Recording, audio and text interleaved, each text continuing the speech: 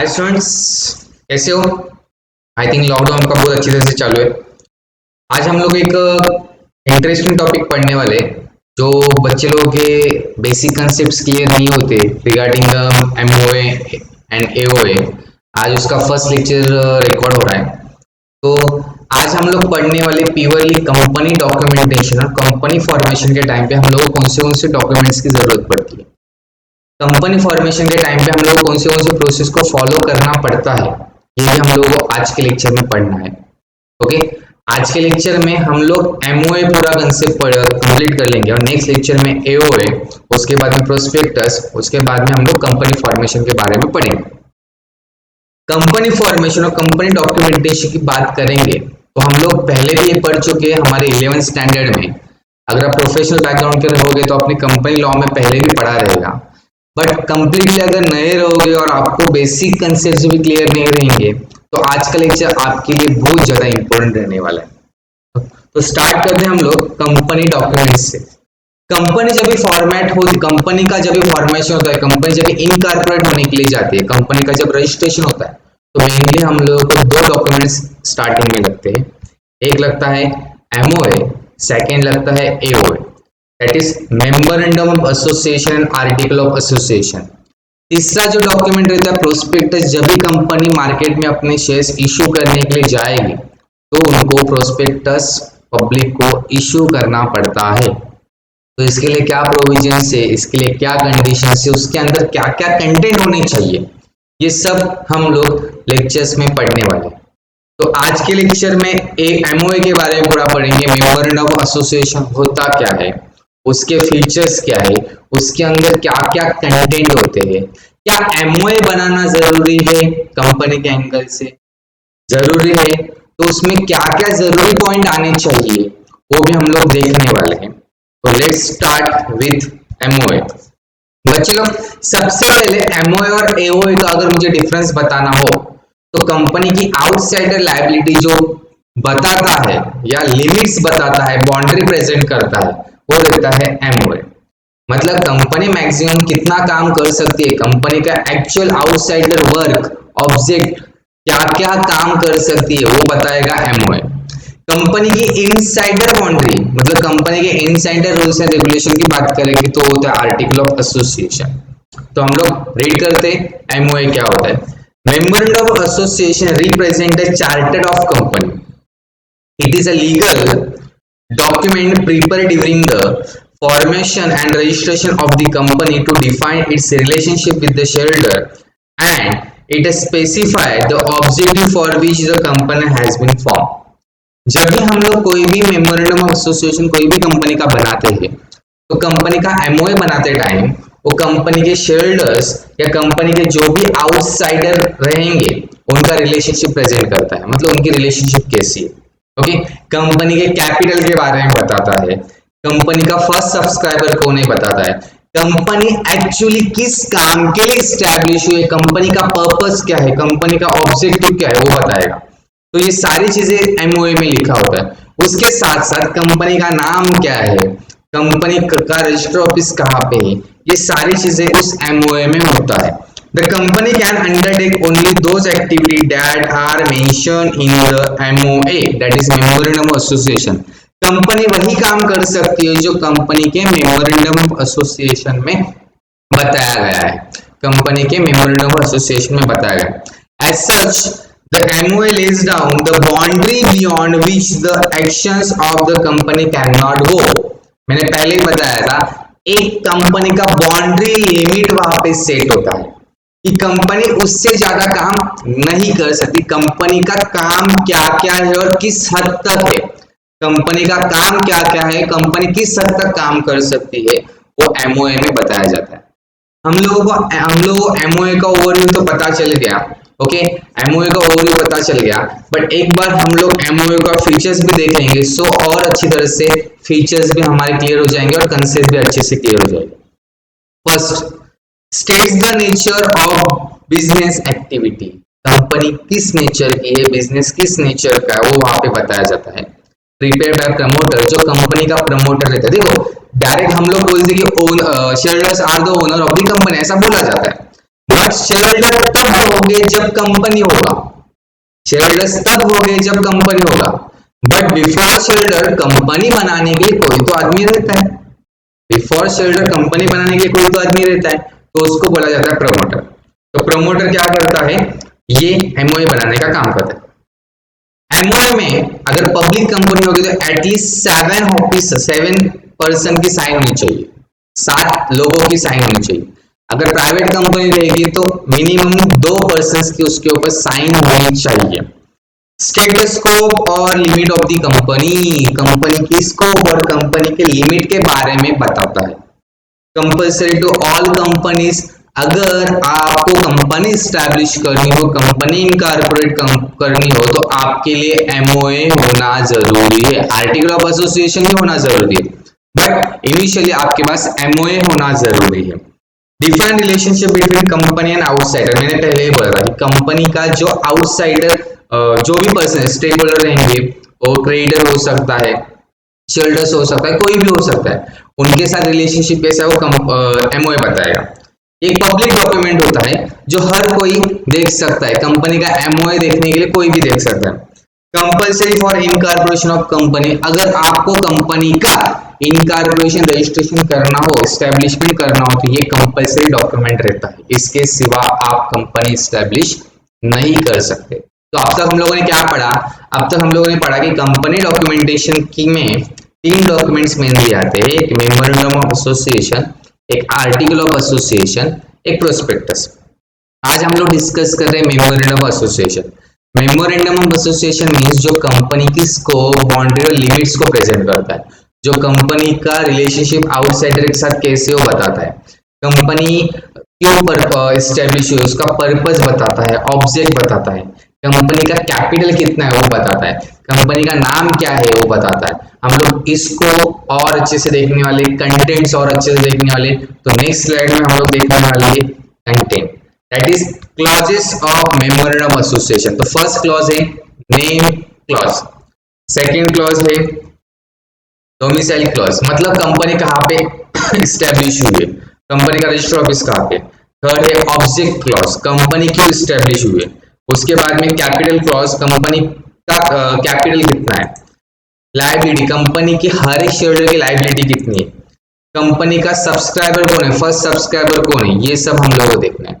तो सबसे पहले हम लोग देखते हैं name clause. Name clause, company अगर स्टैब्लिश होती है तो आप लोगों ने देखा रहेगा कि कंपनी, अगर कोई भी कंपनी का नाम रीड करते रहे, आप लोगों ने देखा रहेगा कि कंपनी के नाम के लास्ट में लिमिटेड या प्राइवेट लिमिटेड वर्ड होता है, लिमिटेड या प्राइवेट लिमिटेड वर्ड होता है। तो जो भी कंपनी आप स्टैब्लिश करोगे उसका एक नाम होना जरूरी है। अगर आप प्राइवेट लिमिटेड कंपनी स्टैब्लिश करोगे तो कंपनी के नाम के एंड में प्राइवेट लिमिटेड वर्ड होना जरूरी है। कंपनी के अगर पब्लिक लिमिटेड कंपनी होगी तो उसके एंड में लिमिटेड वर्ड होना जरूरी है। अगर ऑलरेडी सिमिलर नेम की कंपनी है तो आप वही नाम यूज नहीं कर सकते, आपको कुछ और नाम यूज करना है।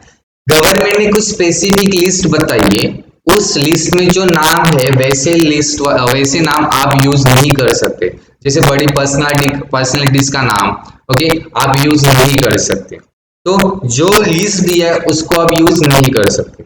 चलो देखो, this clause specify the name of the company, the name of the company should not be identical to any existing company, दूसरे कंपनी जैसा नहीं होना चाहिए। Also, if it is a private company, then it should have a private limited word at the end. मैंने पहले ही बोला था, अगर आपकी प्राइवेट कंपनी रहेगी तो नाम के लास्ट में प्राइवेट लिमिटेड वर्ड होना चाहिए। And in case public company, then should add the word limited at the end of its name. तो end में क्या वर्ड यूज करना है, limited. For example, अगर मेरी प्राइवेट कंपनी रहेगी तो खेडकर्स प्राइवेट लिमिटेड वर्ड यूज करूंगा, अगर मेरी पब्लिक कंपनी रहेगी तो खेडकर्स लिमिटेड वर्ड यूज करूंगा। आई थिंक ये पॉइंट बहुत अच्छे से क्लियर हुआ रहेगा। ओके, तो सेकंड पॉइंट, हमारा टोटल क्लॉज कितना था, 6, उसमें से एक क्लॉज हो गया नेम क्लॉज। अभी सेकंड क्लॉज कौन सा, डोमिसाइल क्लॉज। डोमिसाइल क्लॉज को रजिस्टर्ड एड्रेस क्लॉज भी बोला जाता है या रजिस्टर्ड ऑफिस क्लॉज भी बोला जाता है। ये बताता है कि आपका रजिस्टर ऑफिस या रजिस्टर एड्रेस कहाँ पे, ओके अगर आपका रजिस्टर ऑफिस नहीं है तो कंपनी इनकॉर्पोरेट होने के बाद में 30 डेज के अंदर आपका रजिस्टर ऑफिस बनना चाहिए। लोकेशन आरओसी को बताना जरूरी है। आरओसी मींस कंपनी का जहां पे रजिस्ट्रेशन होता है। डोमिसाइल क्लॉज और register address clause. The clause specify the name of the state in which the register office of the company situated. Register clause हम लोग क्या बताता है कि आपका कंपनी कहाँ पे सिचुएटेड है, कौन से स्टेट में सिचुएटेड है। This helps to determine the jurisdiction of the register of company. So ROC का कौन से आरओसी के अंडर वो कवर होता है वो वहां पे बताया जाता है। The company is required to inform the location of the register office to the registrar of companies within 30 days. Within 30 days. Within 30 days. Within 30 days from the date of incorporation or commencement of the company. Company incorporate होने के बाद में 30 दिन के अंदर ROC को बताना है कि आपका रजिस्टर ऑफिस कहाँ पे। तो बच्चों लोग अब तक हम लोगों ने दो देखे, एक नेम क्लॉज देखा, एक डोमिसाइल क्लॉज देखा। ओके अभी हम लोग थर्ड देखने वाले हैं ऑब्जेक्ट क्लॉज। थर्ड क्या देखेंगे? Object clause.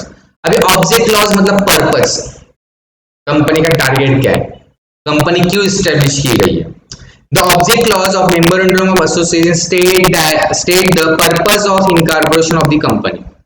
This is an important clause since any company performing an act beyond the object make it ultra virus। Company object के बाहर काम नहीं कर सकती। कंपनी का जो स्पेसिफिक ऑब्जेक्ट रहेगा वो स्पेसिफिक ऑब्जेक्ट के लिए काम करेगा। अगर कोई फूड की कंपनी रहेगी तो वो फूड में ही अपना बिजनेस कर सकती है, वो इलेक्ट्रिसिटी में नहीं जा सकती। अगर उसको इलेक्ट्रिसिटी में जाना है तो उसको क्लॉज अपना ऑब्जेक्ट चेंज करना पड़ेगा। The subscriber of the company decide its object while incorporating it। जब ये कंपनी स्टैब्लिश होगी उस टाइम पे जो कंपनी के सब्सक्राइबर रहेंगे वो क्या करेंगे? ऑब्जेक्ट डिसाइड करेंगे। तो ऑब्जेक्ट मतलब पर्पस, जो पर्पस के लिए कंपनी स्टैब्लिश हुई है। तो हम लोगों ने अब तक तीन देखी। नेम क्लॉज मतलब कंपनी का नाम, नाम के एंड में लिमिटेड या प्राइवेट लिमिटेड होना चाहिए। डोमिसाइल क्लॉज मतलब कंपनी कहाँ पे सिचुएटेड है। ऑब्जेक्ट क्लॉज मतलब कंपनी का ऑब्जेक्ट क्या क्या है। फिर हम लोग पढ़ेंगे कैपिटल क्लॉज। कैपिटल बोला तो पैसा। कंपनी मैक्सिमम कितना कैपिटल पब्लिक से कलेक्ट कर सकती है।